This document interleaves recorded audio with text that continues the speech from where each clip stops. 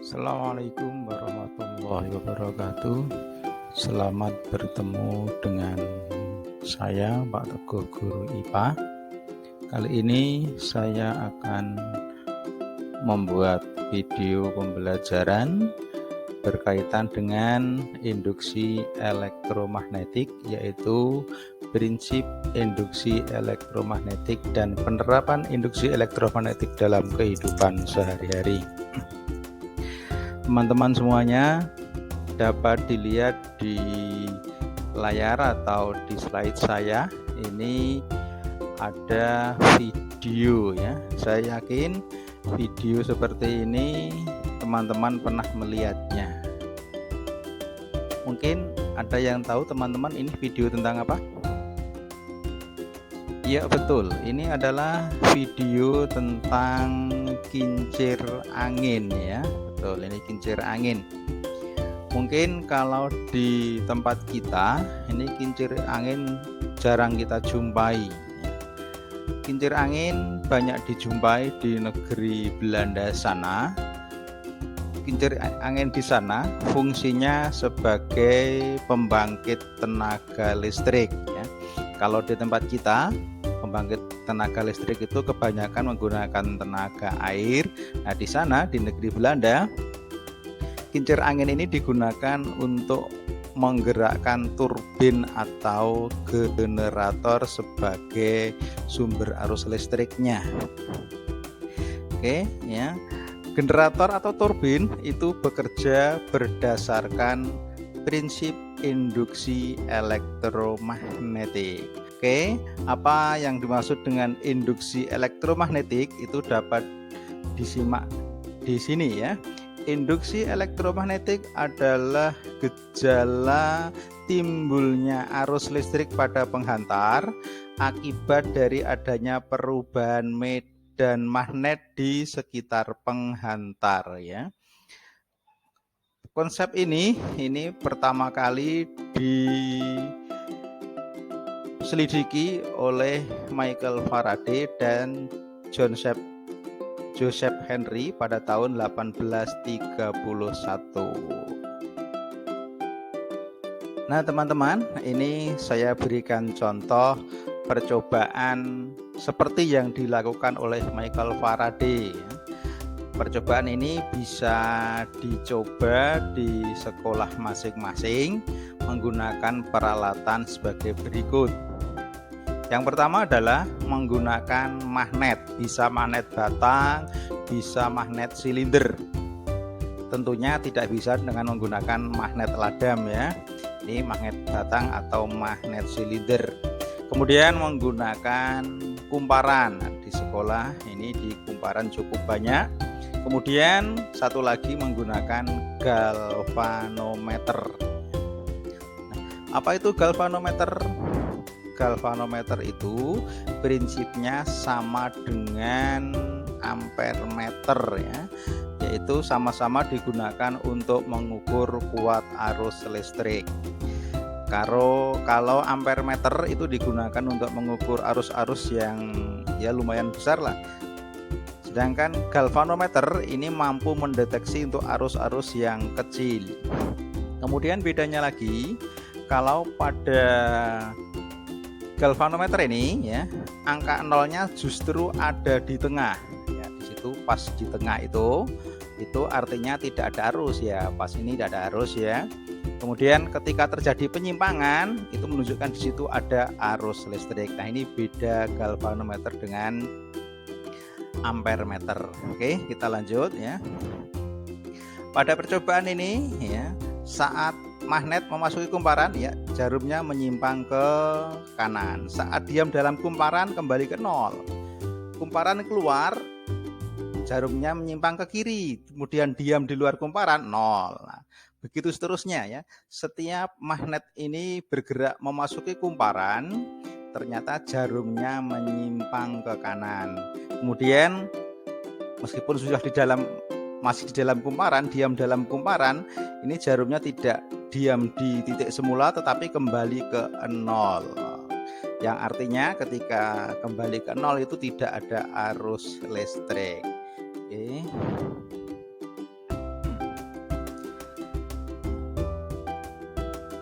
Cara lain yang digunakan untuk menimbulkan arus listrik itu ada 1, 2, 3. Oh ya teman-teman, tadi di percobaan pertama kita lihat bahwa arus itu mengalir yang dideteksi dengan galvanometer menyimpang ke kiri dan ke kanan.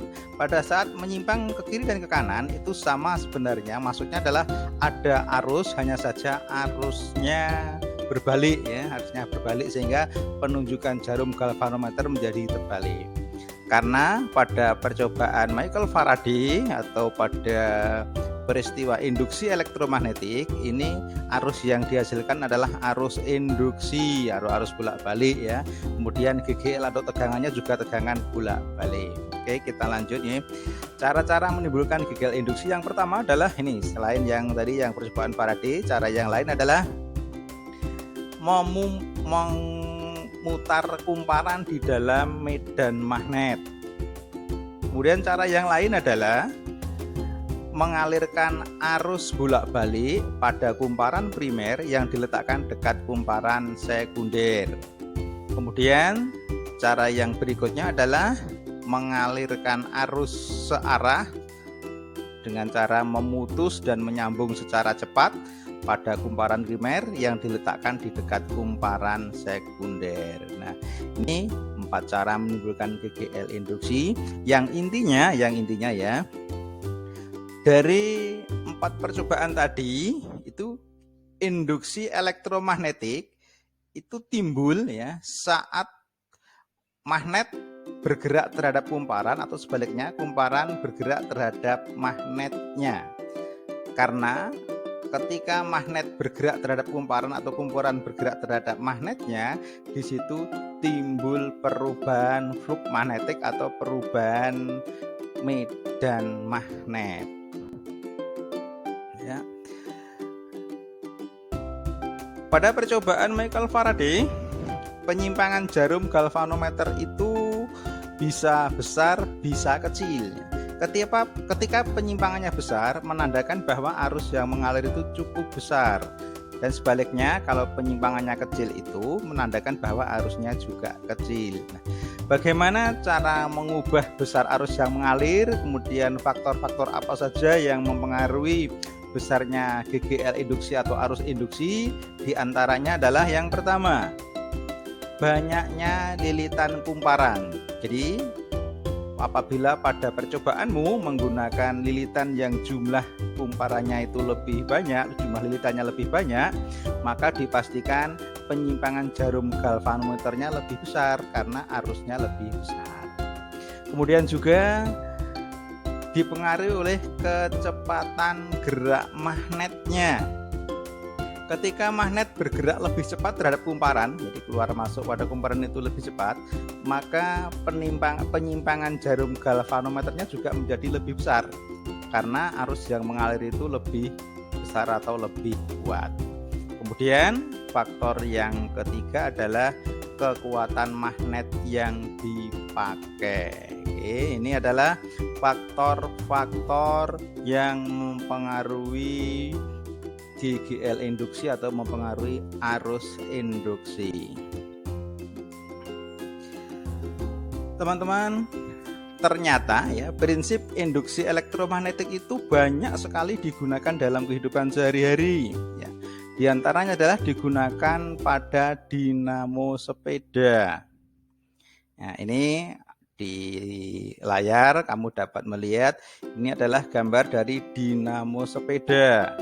Mungkin komponen atau alat seperti ini sudah jarang kita jumpai karena memang kita jarang menggunakan penerangan seperti ini untuk berkendara karena memang dinamo sepeda itu komponen atau pembangkit listrik yang ada di sepeda kayu ya. Nah, sekarang ini sepeda kayu kan sudah jarang dipakai untuk alat angkut. Paling ya hanya digunakan untuk olahraga pada siang hari. Oke. Pada dinamo sepeda, ini prinsipnya adalah mengubah energi gerak menjadi energi listrik. Di dalam dinamo sepeda terjadi beberapa komponen ya. Komponen yang pertama adalah komponen magnet ya, 2 dua magnet yang ditata kutubnya berhadapan-hadapan. Kutub yang berhadapan itu kutub yang berbeda ya. Magnet ini diam, maka dinamakan sebagai stator. Kemudian yang kedua, ini adalah komponen yang bergerak atau rotornya berupa kumparan, di mana kumparan ini terhubung dengan kepala dinamo. Kepala dinamo ini bisa diputar. Ini cara mutarnya bukan kita mutar pakai tangan, tidak. Ini cara mutarnya adalah ditempelkan pada ban sepeda. Nah, ketika sepedanya itu melaju atau berjalan, maka kepala dinamo akan ikut berputar. Perputaran kepala dinamo itu akan memutar kumparan yang berada di dalam medan magnet. Nah, ketika kumparan itu berputar, maka medan magnet yang dilingkupi oleh kumparan itu selalu berubah-ubah. Nah, perubahan medan magnet yang dilingkupi oleh kumparan ini menimbulkan GGL induksi ya.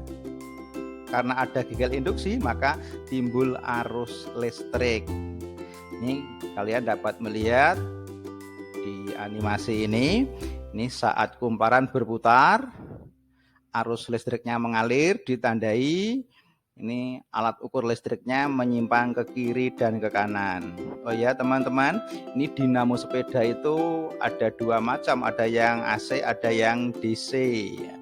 Bedanya kalau yang AC itu dilengkapi dengan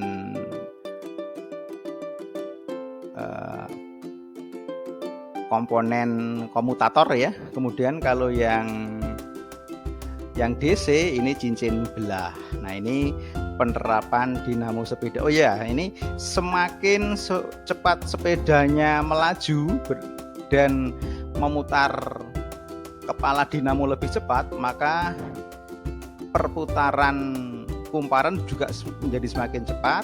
Akibatnya arus yang mengalir itu menjadi lebih besar. Nah, ini nyala lampunya itu menjadi lebih terang. Oke. Kemudian penerapan yang lain adalah prinsip induksi elektromagnetik. Ini juga diterapkan pada transformator atau trafo dalam kehidupan sehari-hari ya. Trafo itu banyak kita jumpai, ada yang dipasang di tiang listrik, ada juga dinamo yang digunakan untuk cas HP ya, ini transformator atau trafo. Pada trafo ini komponen utamanya yang pertama berupa inti besi yang tiada ujung pangkalnya ya. Plat-plat tipis yang dibuat menjadi inti besi tiada ujung dan pangkalnya. Kemudian ada dua kumparan, namanya kumparan primer dan kumparan sekunder. Kumparan primer itu yang mana, kumparan sekunder itu yang mana? Tandanya begini. Untuk yang kumparan primer itu adalah kumparan yang dihubungkan dengan sumber arus. Itu adalah kumparan primernya. Kemudian kumparan sekunder ya, itu adalah kumparan yang dihubungkan dengan alat elektronika. Nah, kalau yang di sini, ini yang di depan ini adalah kumparan primer, yang di belakang itu sekunder, dan tidak seperti ini, tergantung pada gambarnya kalau misalkan di soal. Intinya adalah yang primer itu yang terhubung dengan sumber arus, yang sekunder terhubung dengan alat elektronika. Nah, bagaimana prinsip kerjanya? Itu begini. Saat kumparan primer ini dihubungkan dengan sumber arus bolak-balik ya. Sumber arus bolak-balik itu terjadi perubahan polaritas plus minusnya secara cepat, kurang lebih dalam 1 detiknya itu 50 kali ya. Terjadi plus minusnya berubah begitu, maka akan menimbulkan medan magnet yang selalu berubah-ubah pada kumparan primer. Nah, perubahan medan magnet pada kumparan primer ini akan menginduksi kumparan sekunder, sehingga kumparan sekunder itu juga timbul medan magnet yang berubah-ubah. Perubahan medan magnet pada kumparan sekunder ini menimbulkan GGL pada kumparan sekunder sehingga menimbulkan arus. Nah, di sini arusnya juga arus induksi. Ya, ini trafo. Trafo sendiri itu ada dua macam, ada trafo step up, ada trafo step down. Ya. Step up itu digunakan untuk menaikkan tegangan sehingga tegangan masukan dengan tegangan keluaran itu lebih besar tegangan keluaran. Tapi di sini arus keluarannya menjadi lebih kecil. Kemudian ada trafo step down. Trafo step down itu menurunkan tegangan, maka tegangan keluarannya menjadi lebih kecil, tetapi arus keluarannya menjadi lebih besar. Karena memang trafo itu prinsipnya hanya mentransfer energi, sehingga antara energi masuk dengan keluar itu adalah sama besarnya. Itu untuk yang trafo ideal. Nah, ini contoh penerapan prinsip induksi dalam kehidupan sehari-hari. Kita lanjut teman-teman ya. Setelah kalian mempelajari tentang induksi elektromagnetik, pengertian, kemudian penerapannya, maka kita lanjut pada kuis ya. Ada dua kuis.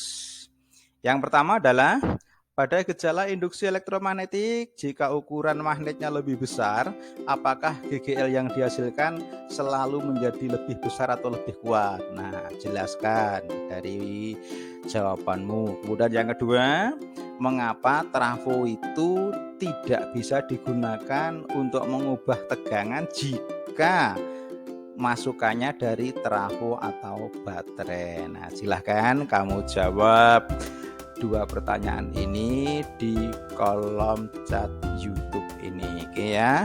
Ini video pembelajaran kali ini. Terima kasih atas kunjungannya, semoga bermanfaat dan jangan lupa untuk like dan subscribe di video ini. Saya akhirnya mengucapkan terima kasih atas kunjungannya. Saya akhiri. Assalamualaikum warahmatullahi wabarakatuh.